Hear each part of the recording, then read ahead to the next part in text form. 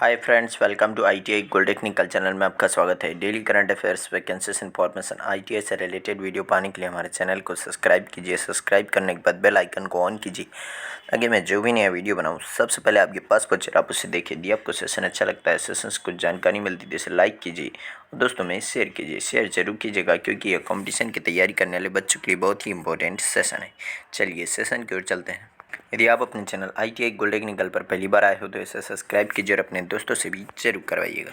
आज हम पढ़ेंगे 8 दिसंबर 2021 से जितने भी इंपॉर्टेंट करंट अफेयर क्वेश्चन बनेंगे वह इस वीडियो में पढ़ेंगे। इस वीडियो की पीडीएफ फाइल की लिंक मैं इसी वीडियो के डिस्क्रिप्शन में दे दूंगा। 5 से जाकर उसे डाउनलोड कर लीजिए ताकि एग्जाम के टाइम पर आप आसानी से रिविजन कर सकते हैं। तो आज का हमारा पहला क्वेश्चन है, हाल ही में विश्व मृदा दिवस कब मनाया गया है? इस क्वेश्चन का राइट आंसर ऑप्शन नंबर ए 5 दिसंबर। 5 दिसंबर को विश्व स्तर पर मृदा दिवस या मिट्टी दिवस मनाया गया है।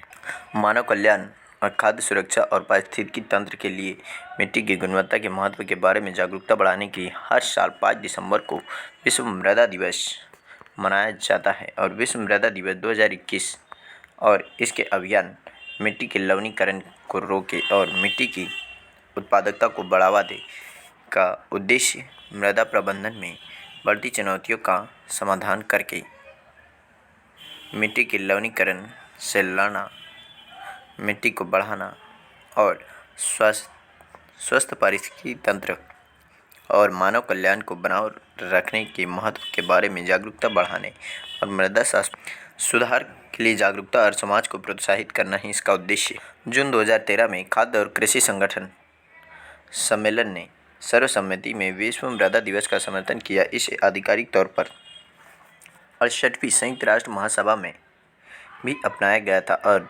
नतीजतन विश्व मृदा दिवस पहली बार आधिकारिक तौर पर 5 दिसंबर 2014 को मनाया गया था। और 5 दिसंबर की तारीख इसलिए चुनी गई क्योंकि थाईलैंड के राजा स्वर्गीय एचएम राजा भूमिबोल अदुल्यादेज के आधिकारिक जन्मदिन से मेल खाती है, जो इस पहल के मुख्य समर्थकों में से एक थे।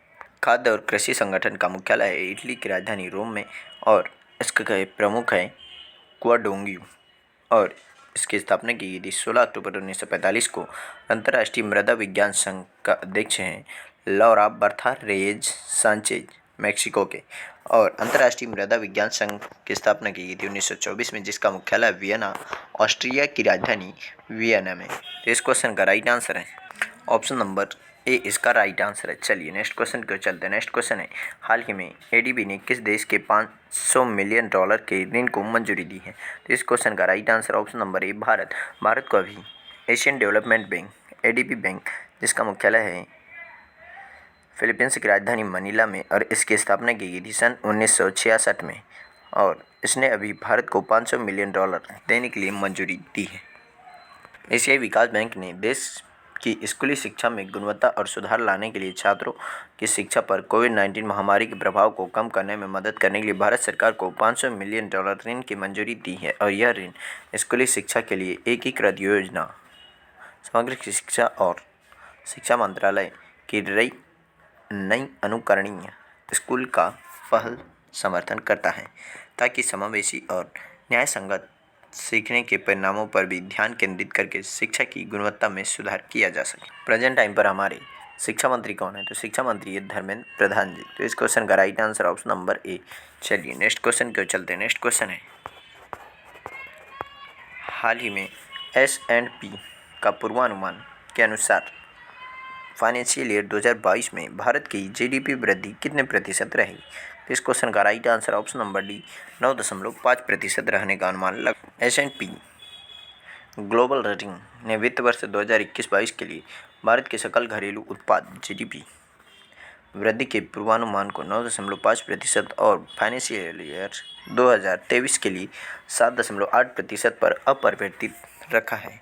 और फाइनेंशियल ईयर 2024 के लिए भारत के सकल घरेलू उत्पाद की वृद्धि का अनुमान पूर्व अनुमानित 5.7% से 6% तक संशोधित किया गया था। और S&P ने नोट किया कि अन्य स्थानों की तुलना में उभरते एशिया में बढ़ती मुद्रास्फीति एक दबाव बिंदु है, लेकिन भारी मांग विकास का समर्थन भी करती है। और S&P ग्लोबल रेटिंग्स का मुख्यालय है न्यूयॉर्क, संयुक्त राज्य अमेरिका में, और इसके संस्थापक हैं हेनरी वर्नम पूर, और इसकी स्थापना की गई थी 1860 में। इसके अध्यक्ष है जॉन एल बेरिसफोर्ड। तो इस क्वेश्चन का राइट आंसर है ऑप्शन नंबर डी, इसका राइट आंसर है। चलिए नेक्स्ट क्वेश्चन की ओर चलते हैं। नेक्स्ट क्वेश्चन है, हाल ही में यूरोपीय संघ और किसके बीच स्वच्छ ऊर्जा और जलवायु साझेदारी है? तो इस क्वेश्चन का राइट आंसर है ऑप्शन नंबर ए, भारत के साथ में यह साझेदारी की है। भारत और यूरोपीय संघ अपनी स्वच्छ ऊर्जा और जलवायु साझेदारी को बढ़ाने पर सहमत हुई है और संयुक्त रूप से 2016 यूरोपीय संघ स्वच्छ ऊर्जा और जलवायु साझेदारी को लागू करने के लिए 2023 तक एक विस्तृत कार्य योजना पर सहमत हुए, और पैनल ने ऊर्जा दक्षता, नवीकरणीय ऊर्जा, हरित हाइड्रोजन, ग्रिड एकीकरण, भंडारण, बिजली बाजार डिज़ाइन, इंटरकनेक्शन, कोल्ड चेन और संवहनीय वित्त पोषण में तकनीकी सहयोग बढ़ाने पर सहमति व्यक्त की है। यूरोपीय संघ की स्थापना की गई थी 1 नवंबर 1993 को, और इसका मुख्यालय है ब्रुसेल्स में, और इसके सदस्य राज्य 27, और इस संघ की राजभाषा है 24, और यहाँ पर अध्यक्ष है चार्ल्स मिशेल। तो इस क्वेश्चन का राइट आंसर है ऑप्शन नंबर ए, इसका राइट आंसर है। नेक्स्ट क्वेश्चन है, हाल ही में NHAI के अध्यक्ष कौन बने? तो इस क्वेश्चन का right answer option number D, Alka Upadhyay इसकी अध्यक्ष बनी है अभी। केंद्र सरकार ने नौकरशाही में भारी फेरबदल को प्रभावित किया और केंद्र ने अलका उपाध्याय को भारतीय राष्ट्रीय राजमार्ग प्राधिकरण national highway authority of India का अध्यक्ष नियुक्त किया है, और मध्य प्रदेश कैडर के 1990 बैच की IAS अधिकारी उपाध्याय वर्तमान में ग्रामीण विकास विभाग में अतिरिक्त सचिव हैं। तो इस क्वेश्चन का right answer option number D. चलिए नेक्स्ट क्वेश्चन की ओर चलते हैं। नेक्स्ट क्वेश्चन है, हाल ही में एक पारी में 10 विकेट लेने वाले तीसरे गेंदबाज एजाज पटेल बने, वह किस देश से? तो इस क्वेश्चन का right answer option number B, वह न्यूजीलैंड से हैं, जो अभी तीसरे गेंदबाज बने हैं। न्यूजीलैंड के एजाज पटेल एक पारी में सभी 10 विकेट लेने वाले तीसरे क्रिकेटर बन गए। बाएं हाथ के गेंदबाज ने भारत के बल्लेबाजी क्रम में एक जाल बिछाया और 47.5 ओवर में 119 रन दिए। न्यूजीलैंड ने मुंबई के वानखेड़े स्टेडियम में दूसरे टेस्ट के दूसरे दिन भारत को 325 रनों पर समेट दिया।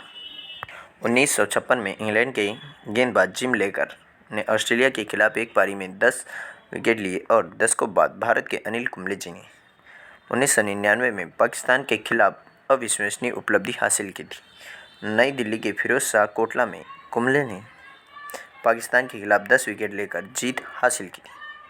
न्यूजीलैंड के स्पिनर एजाज पटेल का जन्म मुंबई में हुआ था और उनके माता पिता 1996 में न्यूजीलैंड शिफ्ट हो गए थे। एजाज अपने जन्म स्थान मुंबई में भारत के खिलाफ टेस्ट मैच खेलने वाले खिलाड़ी भी बने, और एजाज पटेल ने पाकिस्तान के खिलाफ अबू धाबी में अपना टेस्ट डेब्यू किया था।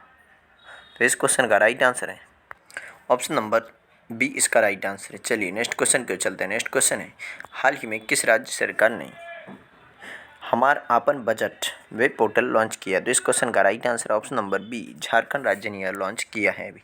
झारखंड के मुख्यमंत्री हेमंत सोरेन ने रांची के मुख्यमंत्री आवासीय कार्यालय में हमार आपन बजट नाम से एक वेब पोर्टल लॉन्च किया, और राज्य के वित्त विभाग द्वारा तैयार एक मोबाइल एप्लीकेशन लॉन्च किया, और इस पोर्टल के माध्यम से राज्य की आम जनता 2022-23 के बजट के लिए अपने सुझाव साझा कर सकती है, और जनता ट्विटर, फेसबुक, व्हाट्सएप और ईमेल के माध्यम से अपने साथ ही एंड्रॉयड फ़ोन के लिए गूगल प्ले स्टोर पर से डाउनलोड करके अपना सुझाव दे सकती हैं।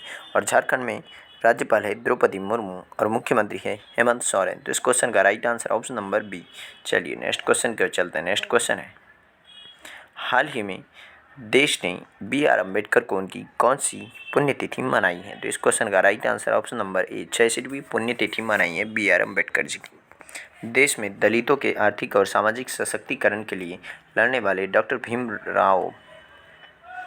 भीमराव रामजी अम्बेडकर की पुण्यतिथि के अवसर पर भारत हर साल 6 दिसंबर को महापरिनिर्वाण दिवस के रूप में मनाता है उन्हें बाबा साहेब अम्बेडकर के नाम से जाना जाता था, जिनका निधन 6 दिसंबर 1956 को हुआ था।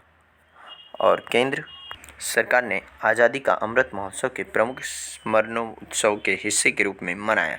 भीमराव अम्बेडकर का जन्म मध्य प्रदेश के महू में हुआ था और अम्बेडकर अपने माता पिता की 14वीं और अंतिम संतान थे। वे मुख्य रूप से एक अर्थशास्त्री और शिक्षाविद थे। बाबा साहेब भारत की दलित सक्रियता के ध्वजवाहक भी थे, जिन्हें भारतीय संविधान का मुख्य शिल्पकार कहा जाता है। और B.R. अम्बेडकर 29 अगस्त 1947 को स्वतंत्र भारत संविधान के लिए संविधान मसौदा समिति के अध्यक्ष भी थे और वह स्वतंत्रता के बाद भारत के कानून मंत्री भी रहे थे। इस क्वेश्चन का राइट आंसर है ऑप्शन नंबर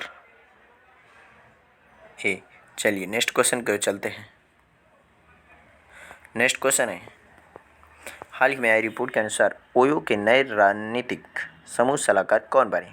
तो इस क्वेश्चन का right answer option number C, Rajnish Kumar, जो SBI के पूर्व चेयरमैन हैं। वह रजनीश कुमार ओयो के नए रणनीतिक समूह सलाहकार बने हैं। IPO, bound hospitality, unicorn Oyo hotels and homes ने भारतीय स्टेट बैंक के पूर्व अध्यक्ष रजनीश कुमार को रणनीतिक समूह सलाहकार नियुक्त किया है और अपनी भूमिका में कुमार ओयो के प्रबंधन को अल्पकालिक और दीर्घकालिक रणनीति, नियामक और हितधारक जुड़ाव तथा विश्व स्तर पर कंपनी के ब्रांड को बढ़ाने की सलाह देंगे। और वह वर्तमान में HSBC, Asia Pacific, L&T, infotech, hero MotoCorp और भारत पे के बोर्ड का हिस्सा है। ओयो रूम्स की स्थापना की गई थी सन 2013 में और इसके CEO हैं रितेश अग्रवाल। इस क्वेश्चन का राइट आंसर है ऑप्शन नंबर सी। चलिए नेक्स्ट क्वेश्चन की ओर चलते हैं। नेक्स्ट क्वेश्चन है, हाल ही में कोनिजेती रोसैया का निधन हुआ, वह कौन थे? तो वह एक प्रमुख राजनेता थे जिनका भी हाल ही में निधन हो गया है। यही थे आंध्र प्रदेश के पूर्व मुख्यमंत्री कोनिजेती रोसैया, जिनका भी हाल ही में निधन हो गया है। तमिलनाडु के पूर्व राज्यपाल और एकीकृत आंध्र प्रदेश राज्य के पूर्व मुख्यमंत्री कोनिजेती रोसैया का निधन हो गया और उन्होंने विधायक, MLC, लोकसभा सदस्य के रूप में कार्य किया था। उन्होंने कोटला, विजय भास्करा रेड्डी, चन्ना रेड्डी और वाइस राजशेखर रेड्डी की अध्यक्षता वाले मंत्रिमंडलों में वित्त, परिवहन, ऊर्जा सहित कई प्रमुख विभागों को संभाला है। इस क्वेश्चन का right answer option number C. चलिए आज का सेशन यही समाप्त होता है। यदि आप अपने चैनल ITI गोल्ड टेक्निकल पर पहली बार आए हो तो इसे सब्सक्राइब कीजिए। सब्सक्राइब करने के बाद बेल आइकन को ऑन कीजिए ताकि मैं जो भी नया वीडियो बनाऊं सबसे पहले आपके पास पहुंचे और आप उसे देखिए। यदि आपको सेशन अच्छा लगता है, सेशन से कुछ जानकारी मिलती है तो इसे लाइक कीजिए और दोस्तों में शेयर कीजिए। Thank you so much watching for my video. मिलते हैं नेक्स्ट सेशन में।